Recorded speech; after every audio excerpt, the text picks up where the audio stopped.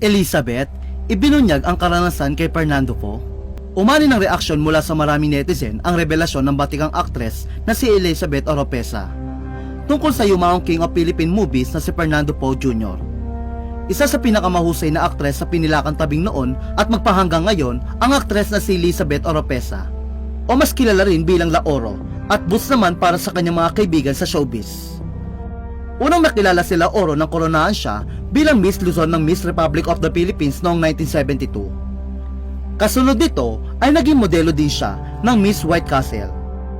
Hanggang sa nabigyan ng pagkakataon si La Oro na umarte sa pelikulang Ang Pinakamagandang Hayop sa Balat ng Lupa, kung saan nakasama niya si Miss Universe Gloria Diaz noong 1974. Dito ay pinamalas ni La Oro ang kanyang husay sa pag-arte at angking kagandahan, at alindog na umagaw sa atensyon ng marami, lalo na ng mga kalalakihan.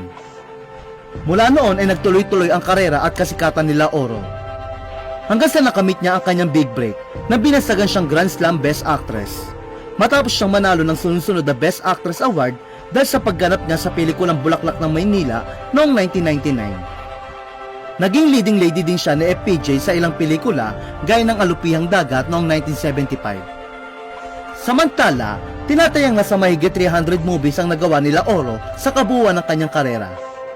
Ngunit para sa kanya, sa lahat ng kanyang naging leading man, ang masasabi niyang pinakamagaling at pinakamasarap humalik ay walang iba kundi si FPJ.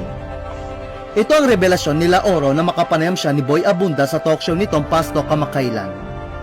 Ani ni La Oro, si Kuya Ronnie, revelation niya. Ngayon ko lang nasabi kasi patay na si Ate Susan. Nahihiya naman ako, baka mapagdudahan. Ayon naman kay La Oro, parang Belgian chocolate kung humalik si FPJ dahil natutunan umano ito sa kanyang mga labi. Napakadesente at masuyo rin umanong humalik ni FPJ. Aniya, beautiful, best kisser, and the lips, my God, so soft, kasi desente siya humalik. Si Kuya Ronnie, very tender, very loving, basta napakasarap. Kung siya ay chocolate, Belgian, it melts in your mouth. Matatanda pumanaw si FPJ noong December 14, 2004 dahil sa stroke.